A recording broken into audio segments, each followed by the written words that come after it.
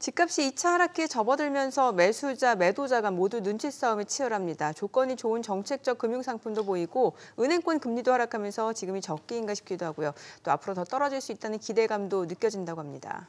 게다가 전세값이 또 크게 오르면서 매수 고민하는 분들 많으실 텐데요. 저희와 함께 부동산 시장 한번 살펴보시죠. 도시와 경제 송성윤 대표 오늘도 함께 하십니다. 어서 오세요. 네, 어서 안녕하세요. 오세요. 네. 먼저 부동산 시장 전반 한번 살펴봐야 되겠는데 이 어느 쪽이든 다 마찬가지입니다. 정치도 요즘 다 하는 얘기가 뭐 섹터별 종목별 차별화 뭐 내지는 조금 온도차가 있다 그러는데 아마 이게 서울 수도권하고 지방하고 또 다르긴 하겠습니다만 전반적으로 봤을 때 지금 송 대표님 이 전국적으로 거래 절벽이 심하다 이런 얘기가 들리더라고요. 네, 거래에 대한 그 절벽들이 나타나다 보니까 거래가 일반적으로 보면은 가격의 선행 지표로 삼는 경향성도 그렇죠. 있잖아요. 네, 네. 그러다 보니까 이런 거래량이 떨어져서 그런지 전국에 있는 아파트 값은 한 12주째 그 하락을 하고 있고요. 서울의 아파트도 한 11주 정도가 계속적으로 하락을 하고 있습니다. 다만 하락폭의 이제 높이나 이런 부분에서는 한 0.04% 정도 감소한 그런 수준이기 때문에 낙폭은 좀 축소가 되고 있다. 하락세는 좀 둔화는 되고 있다. 네, 예, 그렇습니다. 네. 예. 그리고 서울에서는 이제 그 서울과 수도권 같은 경우가 0.03, 그다음에 수도권도 0.04% 정도 하락을 했는데요. 이 하락한 상황에서 거래량이 늘지 않는 거는 이 하락의 폭이 좀 그 높이가 좀 낮아졌다고 말씀을 드렸잖아요. 네. 그렇다면은 그 집을 갖고 있는 그 집주인들 같은 경우도 시장에 물건들을 내놓는데 그 소위 말하는 그 매물이라고 그랬죠. 예. 매물이 그 호가를 높인 그 매물들이 있는 거예요. 그러니까 가격 상승에 대한 기대가. 예. 근데 지금은 그 수요자들 같은 경우 그렇게 높은 가격에는 잘 쫓아가지는 않거든요. 그러니까 팔려고 하는 사람들은 예전보다는 시장이 개선됐기 때문에 가격을 좀 높게 올리고 그 집을 살려고 하시는 분들 같은 경우는 좀 낮은 가격에 그 계약을 좀 체결하고 싶다 보니까 아무래도 거래가 일어나지 않는 것으로 보여지는데요.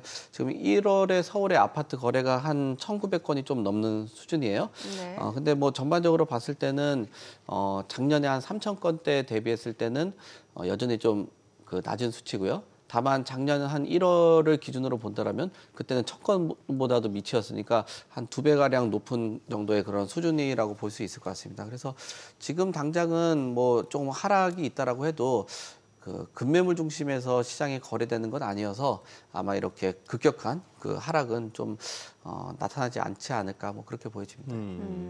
서울 분위기는 좀 다른 것 같은 게 설 연휴 끝내고 좀 거래량이 늘 거다라는 전망 나오고 있는데 네. 일단 1월 달 거래량 놓고 봤을 때는 좀 전달에 비해서 늘은 것 같거든요. 네, 1월에 지금 서울의 거래량이 한 2,000건은 넘어섰어요. 네네. 한 2,023건 정도 나오는데 지금 이제 1월에 나와 있는 게 조금 더 그 추계를 하게 된다라면은 뭐 한 그 3,000건도 넘지 않을까라는 생각들도 그래요? 하거든요. 네. 왜냐하면 지금 아직 날짜가 좀 네, 남아 네, 있는 그런 상황이니까. 그리고 이런 경향성들을 본다라면 뭐 11월, 12월에 왜 이렇게 많이 떨어졌냐라고 할 때 정책 금리에 대한 그 역할도 있겠지만 뭐 투자 시장이나 내 집 마련을 하려고 하시는 그 수요자들 같은 경우는 뭐 저도 뭐 투자 자문 같은 경우를 하다 보면 네. 이런 뭐 한 11월, 12월 정도면 투자나 내 집 마련을 그 한 내년으로 2월 시키려고 하는 그런 경향성들도 있어요. 그래서 그런 일정 그 거래량들도 일정 부분 넘어왔다라고 보여지고요. 그리고 최근 들어서 1월 10일 이후에 규제가 좀 완화가 됐잖아요. 그러다 예. 보니까 뭐 급매물 중심으로 거래가 되고 있는 상황이고요.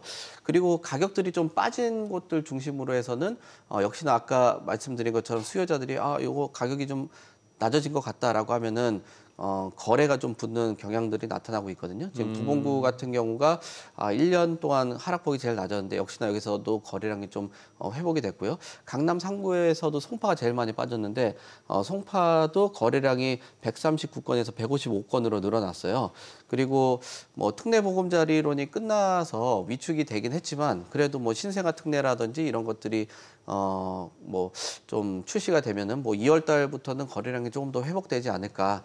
다만 이런 뭐 시장 흐름 자체가 하락세도 가파르지 않고 상승세도 뭐 굉장히 뭐 가파르게 올라가기는 좀 어렵기 때문에 시장은 뭐 지금 정도 선 안에서 한 1분기까지는 좀 횡보 장세, 그다음 거래량은 한 2천 후반에서 한 3천 초반 뭐 이 정도 거래량이 나오지 않을까 그렇게 보여집니다. 네. 뭐 우리 일반적으로 대체적으로 뭐 우리 시민들 대부분은 그렇지 않나요?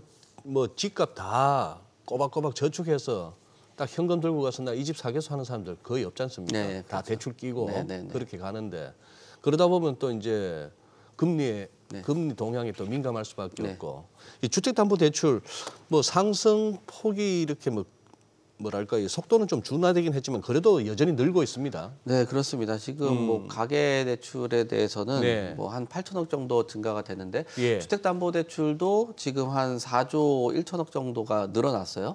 근데 상승폭이 좀 둔화가 된 거지 말씀하신 것처럼 그 상승하는데 그 금액 자체는 여전히 높다라는 수준으로 나타나고요.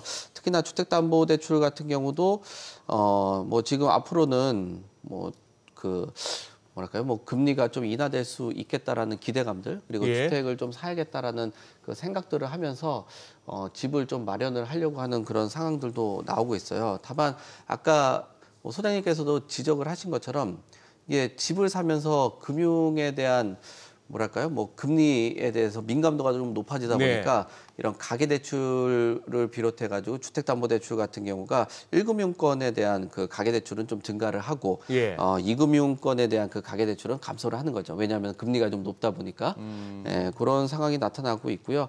뭐 그래도 그 가계대출에 대한 그 지금 뭐 그 그래프를 보시면은 1월부터 6월 달까지는 굉장히 급격했잖아요. 그 급격한 거 대비했을 때는 그래도 예전보다는 좀 완만해졌다. 근데 높이 자체는 내려오진 않은 수준이기 때문에 역시나 뭐 가계대출에 대한 그 금액 비중은 뭐 여전히 높다라고 볼 수 있을 것 같습니다. 예.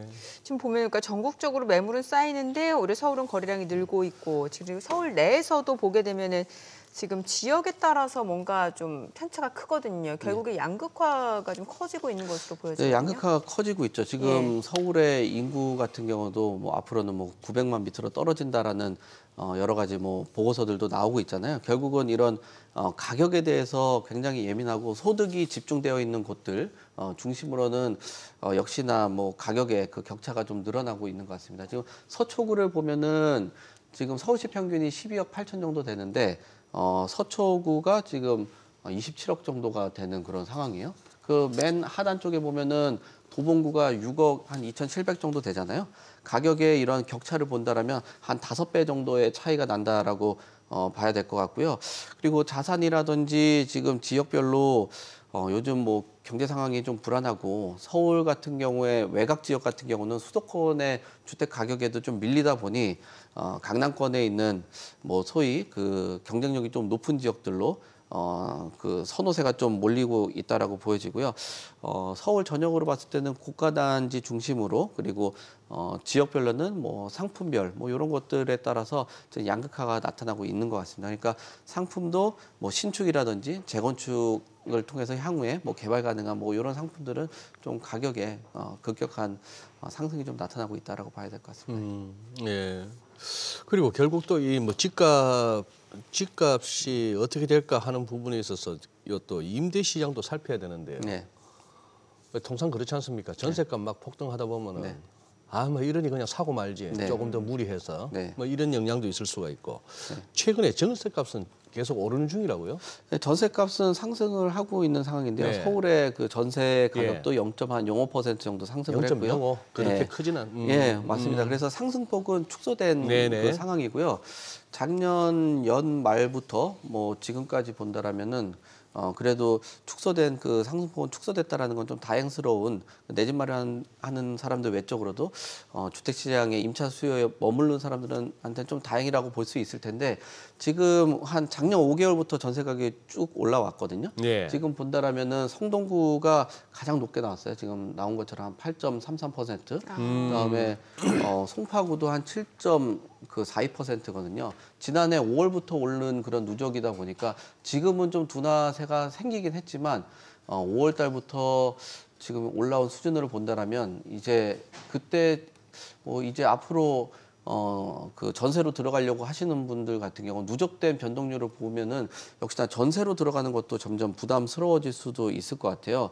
그리고 전세에 대한 이런 상승세가 늘어나는 거 이유가 뭐 여러 가지 있는데 계약갱신에 대한 그 문제점들, 그러니까 장기간 물량들이 유동이 안 되는 점들, 그리고 전세 매물 지금 주택 시장이 조금 불안정하다 보니까 매매 수요가 전세로 전이가 된 상황들, 그리고 오피스텔이라든지 빌라 시장들의 그 전세에 대한 그 불안 심리 이런 것들이 있다 보니까 이런 그 아파트를 중심으로 해서 전세 가격들이 조금씩 그 뭐랄까요, 좀 불안 요인의 그 잔불이 아직까지 남아 있다. 거기에다가 향후 금리까지 인하가 된다라면은 수요가 더 늘어날 수 있기 때문에 그런 것들도 여전히 불안 요인으로 잠재가 되어 있다라고 봐야 될 것 같습니다. 지금 뭐 제일 비싼 동네를 갖다가 예를 들긴 하겠습니다만 네. 아까 보여주신 거 평균 매매 가격에 서초구가 보니까 27억 5천만 원 급이던데 네.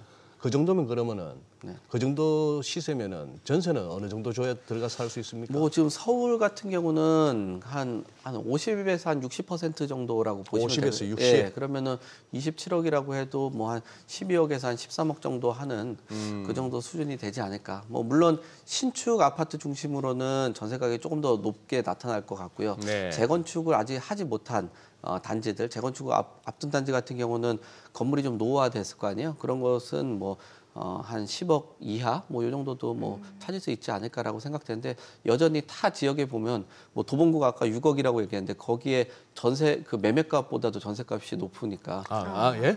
예, 그 도봉구에 있는 그래요? 네, 그러니까 좀 부담스럽긴 하죠. 뭐 특정 지역으로 들어가기에는. 네.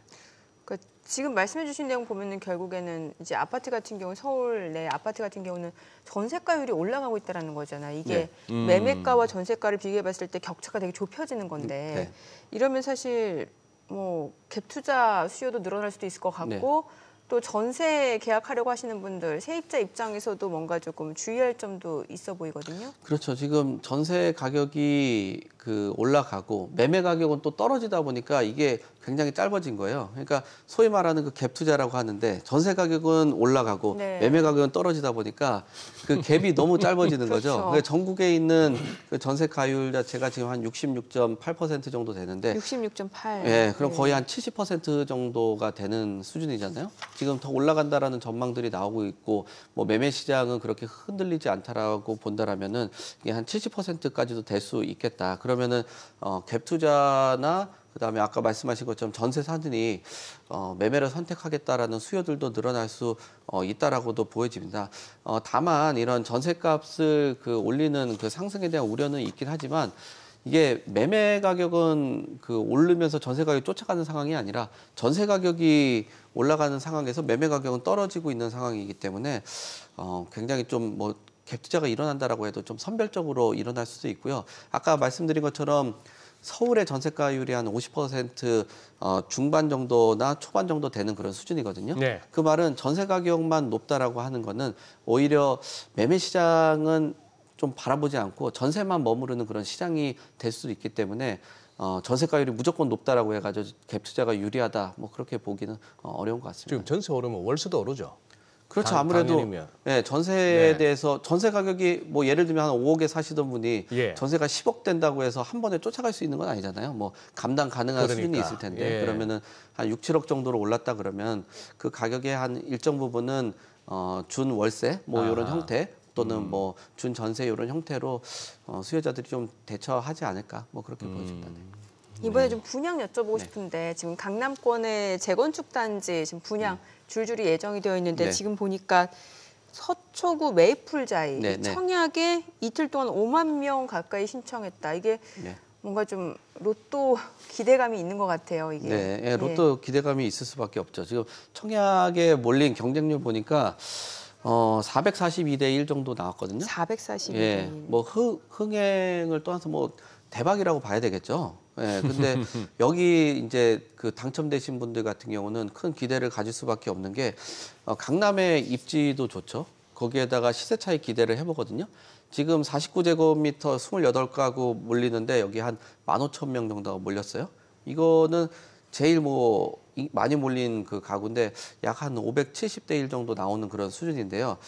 지금 여기가 단지가 그 신반포 8, 9, 10, 11, 17차로 해가지고 규모도 크기 때문에 단지 구성도 좋고요. 지금 그러면 그 이수교차로에서 저 터미널 가는 그쪽 말씀하시는 거예요? 그렇죠. 네, 신동 그렇죠. 거치죠. 예, 그렇죠. 거기에다가 지금 원베일리가 그 입주하고 나는데 지금 시세들 대비했을 때 59제곱미터로 봤을 때는 한 10억 정도가 싼 수준이에요. 아, 예. 그러니까 지금 가격으로 보면은 17억 한 4천만 원 정도 되는데 이거 보면 엄청 비싸잖아요. 솔직히 일반 그 주택을 바라보는 사람 앞에서는 굉장히 부담스러운데 원베일리가 10억이 이거보다 높다라고 하니까 더 새 아파트고 단지 구성도 좀 괜찮고 하다 보니까 그러니까 추가 상승 기대감이 그렇죠. 있네요. 예. 일단은 아무리 못해도 완성되고 나면 이 가격하고 동일선상만 돼도 10억을 버는데 비슷하게. 예, 뭐 신축 들어가서 된다라면 더 오를 거라는 기대감까지 있다라면 더 오를 수 있겠죠. 그리고 이곳에 뭐 학군이라든지 뭐 교통이라든지 이런 잘 갖춰져 있다 보니까 뭐 사실 이거 뚜껑 열기도 전에 굉장히 좀 청약 쏠림 현상이 나타날 수 있다라는 뭐 얘기들이 나왔던 건데 그거 대비했을 때 뭐 여전히 뭐 인기나 흥행은 했다라고 봐야 될 것 같습니다. 일단 바꿔보자. 그다음 돈 그렇죠. 마련은 그때가 생각하자. 네, 그렇죠. 그리고 최근 들어서는 뭐 여러 가지 뭐 규제 완화라든지 뭐 실거주 의무에 대해서 유예 또는 뭐 폐지 얘기들도 나오고 있으니까 그런 기대 심리까지도 발동을 한 것 같습니다. 네. 다른 단지들 네. 예, 지금 설 연휴 끝나고 큰 장 선다고 하잖아요. 네. 큰 장 선다라는 게 참 네. 어떤 의미인지 눈여겨볼 단지를 좀 알려주세요. 큰장 선다는 건 뭐 뭐 물량들이 좀 많이 나오는 그런 상황이라고 봐야 되겠죠. 일단 장날 때 가면 물량들 많이 나오잖아요. 네, 시장대 가면 네, 평소보다도. 큰장 서면. 네, 그럼 그 장처럼 서울에 지금 한 47,000 가구 정도가 분양 예정인데 전년 대비했을 때 한 2배 정도 수준이라면은 굉장히 뭐 큰 장에 섰다라고 볼 수 있겠죠. 그렇지만 뭐 전매 제한이라든지 실거주 의무 같은 것들 청약 때 미리 좀 체크를 하셔야지 또 예전처럼 되니 안 되니 또 이런 거 가지고 고민들을 하시는 것보다 이런 제도들 충분히 숙지를 하시고 접근을 하시기 바라겠습니다. 또 지방에서 또 이렇게 또 저 현실 모르는 얘기 하신다는 분들도 많으실 것 같아요. 지방에서는 지금 청약 미달 단지 많은데. 네, 그러니까 맞습니다. 양극화가 심해지고 그러니까. 있는 거죠. 네, 지금 뭐 강남권만 북적인다라는 얘기들도 있고 뭐 그러네요. 밑에 지방 같은 경우는 뭐 사실 하나 말씀드리면 뭐 충청도에 있는 지역 같은 경우는 한 292가구를 모집하는데 네. 신청 가구가 뭐 0명입니다. 네, 그런 거 참고를 하시고 무분별한 것보다는 진짜 내 집 마련의 목적을 두고 접근을 네. 하시길 바라겠습니다. 네, 오늘 내용 잘 들었습니다. 네, 고맙습니다. 고맙습니다. 네, 감사합니다.